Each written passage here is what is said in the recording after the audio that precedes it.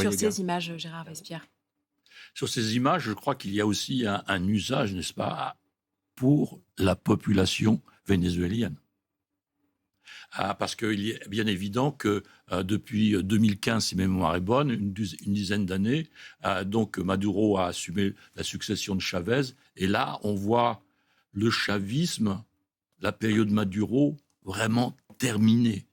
Donc il y a un appel à un cycle nouveau à l'intérieur même du Venezuela. Et je crois que c'est mené avec beaucoup de finesse de la part des États-Unis, j'ose dire cela, parce qu'ils ont fait intégrer les milices bolivariennes à l'armée. C'est-à-dire qu'il n'y a plus de forces armées dans l'idéologie chaviste qui peut s'opposer, rejoindre soit la rue, soit sortir les armes. Et donc, il y a ce double mouvement psychologique. Regardez ce que votre ancien président est devenu. Et deuxièmement, eh bien, on évite un affrontement. Pas de chaos intérieur. Il y a eu le chaos irakien qui a servi de leçon. Donc maintenant, on essaye de l'éviter. En fait, c'est une forme de chasse aux sorcières, d'une certaine façon. Oui, mais c'est vrai que derrière, on n'est pas non plus dans du n'importe quoi. Parce qu'il y a quand même un fil politique constant et qui est posé.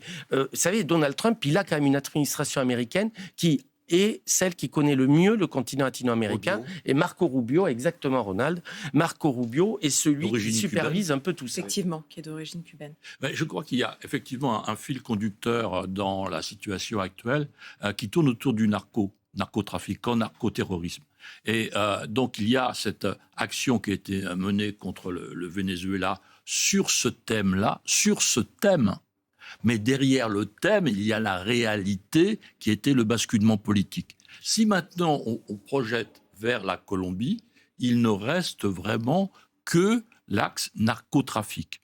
Parce que l'axe politique, même si le président est un petit peu hors sol, je pense que la Colombie, dans sa structure politique, elle n'est pas anti-américaine. Donc il y aura forcément une grande différence d'action prévisible ou probable vis-à-vis de la Colombie. On ne doit pas s'attendre à une opération militaire identique, à mon humble avis. C'est ça, il y a deux enjeux. Il y a l'enjeu des hydrocarbures et effectivement l'enjeu de protection qui, selon Donald Trump, ne serait pas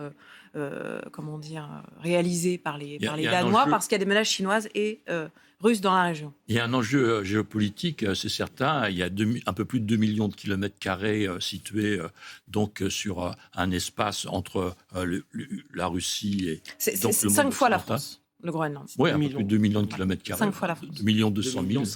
Et, mais je crois qu'il faut regarder ce dossier-là avec un regard qui tient compte de la situation. Alors la situation, c'est que jusqu'à présent, on a vu Trump déployer des efforts vis-à-vis de pays ennemis, de pays adversaires, de pays rivaux. Jusqu'à présent, il n'y a eu aucune action contre un pays alliés. Et contre des pays rivaux, voyez-vous, il y a toujours une rhétorique et des moyens, je dirais, juridiques. D'ailleurs, c'est ce qu'a dit, et je le précise, la première ministre danoise, qui a réagi d'ailleurs hier soir par communiqué. Et on va voir je suis ravi d'avoir une première ministre de mon avis. Je demande instamment aux États-Unis de mettre fin à leurs menaces contre un allié historique. Voilà. Et c'est pour ça que et donc, si vous voulez, regardez la structure de la rhétorique américaine vis-à-vis de l'Iran, regardez la structure de la rhétorique américaine vis-à-vis du Venezuela, l'attaque contre le président, l'attaque contre un narcotrafic, contre le fait qu'il n'y a pas de démocratie en Venezuela. Troisièmement, le fait que le pays est ruiné et la richesse pétrolière est utilisée contre le pays, finalement. Donc il y a toujours une architecture. Et là, il n'y a rien que des propos, si vous voulez.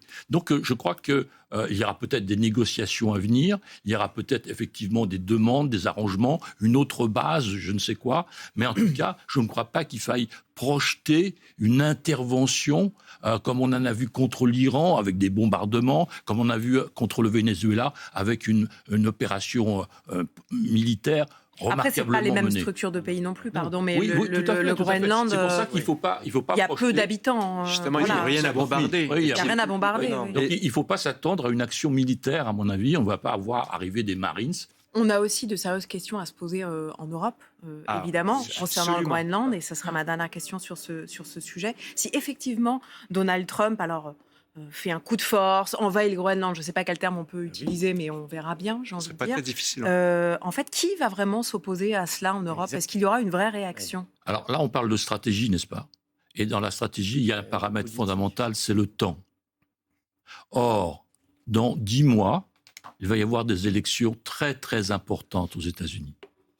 Et donc, ce qui se profile, c'est avec toute cette agitation internationale et une situation économique intérieure très moyenne, pour ne pas dire plus, où vous allez avoir un sentiment aux États-Unis, qui sera bien sûr un vote national, qui ne tient pas compte des paramètres extérieurs, de dire « et nous ?» C'est bien gentil de regarder toujours à l'extérieur, mais « et nous ?» Et donc, on peut avoir dans 10 mois un basculement à la fois de la Chambre des représentants, où il n'y a que 6 voix d'avance, et aussi au Sénat. Donc, il faut regarder l'ensemble de cette situation avec aussi un regard sur le chronomètre. Il n'y a que quelques mois pour Trump à faire ce genre d'opération, et ça risque de lui coûter peut-être sa majorité parlementaire. Mais à l'inverse, il peut aussi mener un marathon et tenir en haleine maintenant, parler à son électorat MAGA et tenir en haleine constamment par les dominos. Mais je suis d'accord avec... C'est pas l'électorat MAGA qui fera l'élection au mois de novembre, c'est comme l'élection dernière, c'est les électeurs américains qui, une fois votent républicain, votent une fois démocrate. Aujourd'hui, il n'y a aucun complexe. Ouais, aucun complexe. Il le répète très simplement. Il avait déjà aucun complexe première... sur l'Ukraine aussi. Il a parlé de terres rares tout de suite, Donald Trump. On sent que c'est quand même dans mais encore une fois... c'est moins grave que là. C'est pas la même chose, c'est pas une guerre que lui-même a déclenché. C'est pas... Je peux ? Très rapidement. Donc, je vais mettre un bémol, mais je vais peut-être un dièse pour retrouver le même ton. C'est que l'histoire du pétrole, ce n'est pas pour produire plus de pétrole, parce que dès que vous produisez plus de pétrole, vous écroulez le prix du marché. C'est pour que les entreprises américaines retrouvent la propriété des installations dont elles ont été spoliées. Merci beaucoup, Olivier Piton. Il nous reste 2 minutes pour terminer sur le sort probable de Maduro. D'abord, on est quand même dans une situation inédite. Un président en place, jugé par la justice d'un pays étranger. Noriega. C'est le seul exemple.